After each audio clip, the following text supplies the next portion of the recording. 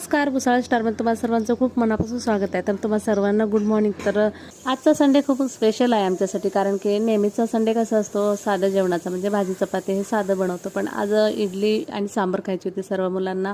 आज कालपासून पाठी पडलेले की मम्मी इडली सांबार बनव, तर चला म्हटलं आज इडली सांबार बनवूया। तर बघा आमची इथे समृद्धी सांबार बनवण्यासाठी मदत करत आहे, कारण की तिला खूप भूक लागलेली, कारण इडली म्हणल्यानंतर तिच्या तोंडाला पाणी सुटलेलं। तर मला चला आज हेल्प करत आहे समृद्धी, तर आपण पण लवकर केलं पाहिजे। तर बघा इथे माझी इडली तयार झालेली होती आणि सांबार बनवत होती तिकडे समृद्धी।